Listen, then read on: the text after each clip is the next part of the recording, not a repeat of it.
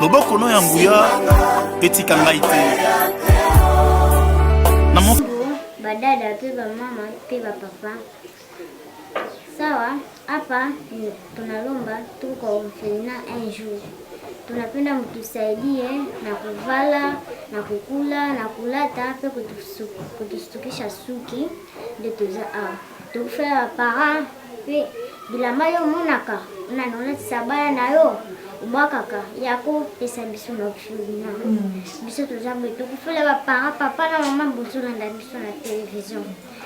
Bosunga biso botika biso te ba papa pe ba mama botika biso te botika biso te siko botika biso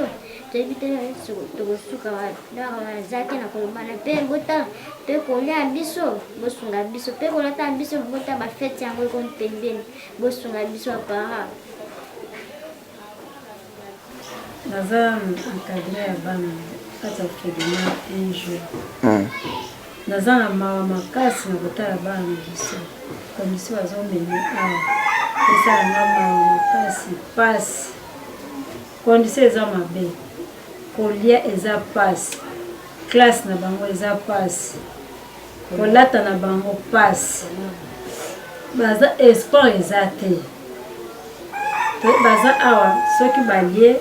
baka papa Emile nde na propre effort na ye bazwi eloko kolia soki moko wana azwi te bakosala ata 2 jours 3 jours bavandi kaka nzala yango nasengi biso baboti bamama babengami bamama na motema mawa wana 9 mois tomemaka wana botala mabe te botala bana oyo boyoka bango mawa baza pasi esika kolala pasi ndaku pasi oyo nzambe akosimba motema na ye asunga bana eza pasi bango mo basengaki pasi oyo te ezaka pasi kaka makambo tokutana na mama mokili yango bana okomi bakondisio oyo fo tosunga bango totika bango te bana mike a jour basala 2 jours 3 jours lipa te mokate te esengela bamama nyonso oyo ayebi kaza mama asambelaka ayebi nzambe bosunga bana oyo eza pasi vraimen pasi bosunga bana. Bonjour Papa Emile. Oui, bonjour monsieur le journaliste. Okobakisa nini pona onyoso elobami? Ok, nano nazopesa bandeko onyonso bazolanda biso na ngonga ya lelo oyo bonjour bisika nyonso bozali. Sengo pe eza monene na ndenge yo pe okomi awa mpona kotala ba événement mpona kotala ndenge tozovivre na bana na basi. Bon, mpona kokobakisa eza boye nazoyebisa mama oyo avandi liboso ya télévision, nayebisi pe papa oyo avandi liboso ya télévision, nayebi ke kolongola te kochanger émission te tika olanda ngo tu na suka parce que ozomona ndenge baza boye bakanelaki te ke lelo bakokozala na bacondition oyo te. Bientôt tozana ba fête ya Noël pe bonne année bakozala pe posa ba fête neti bana oyo yo bazana posa baya neti bana oyo yo boti ozwaka elamba ya bana na oyo balataka bazangi basi bakomi mikolo obwaka ka otumbaka oli otumba ya kopesa tabano balata olie obwaka biloko ya kolia ya kopesa tabano balia. Nazo senga ipa ba mama ya mawa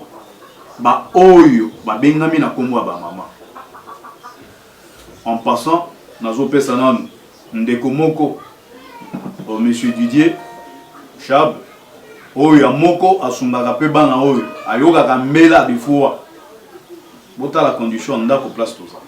ndako moko je ne sais pas comment dire na ba période auto za ya mbula makasi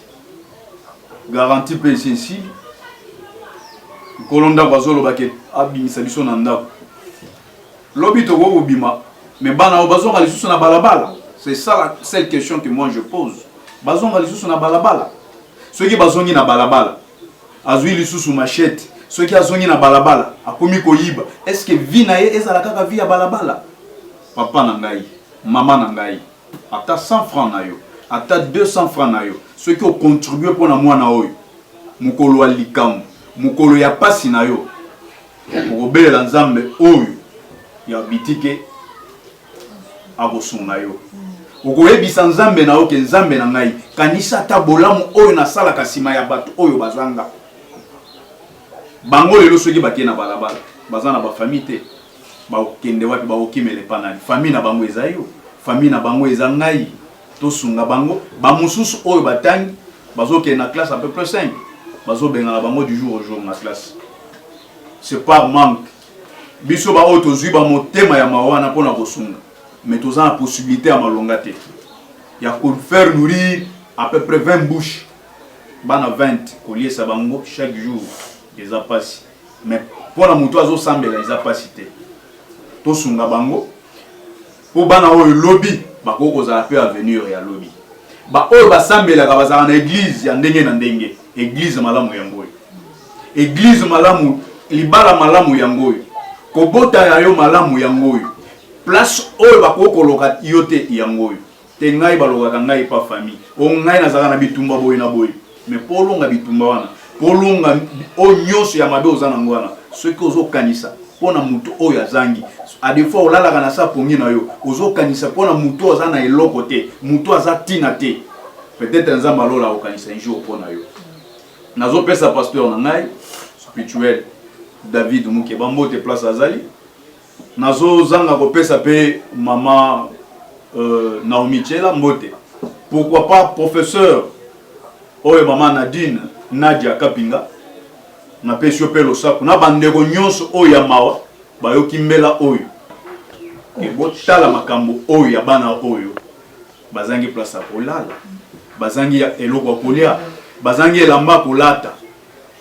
lobi ayebaki te ga okozala na balabala balabala ebotaka te balabala ebotaka mwana te mutu nde abotaka mama place ovandi ozotala baoyo ya yo mais oyo okotala ye pe te azangi papa na ye eza ngai mama na ye eza yo papa na ye pe yo te sunga ye la plupart bakendaka na baofeina kotala kosunga parce que kingandi akendaka place wana parce que lokola noko akendaka place wana il faut ngai pe nakendaka te batalaka place ya pasi et puis basungaka mpona motema ya mawa bapesaka un pauvre c'est qui? Un pauvre c'est celui qui a beaucoup mais qui ne sait pas comment aider et qui ne sait pas comment partager. Mais un riche c'est qui? Un riche c'est celui qui a peu mais qui sait comment partager avec les autres. Adresse Nabiso est très simple. Bino ba oyo bozana avenue boyaka côté à Ipen, c'est-à-dire tozana arrêt Kwado, route bypass. Référence arrêt Kwado, route bypass. Avenue Tchanganor 101, quartier Eradi, commune ya Selembao. Ceux qui osana arrêt Kwado, au bengi biso na numéro na biso oyo plus 243 89 326 22 22 ou soit plus 243 52 92 112 oko kozwa biso mbala moko na numéro na biso wana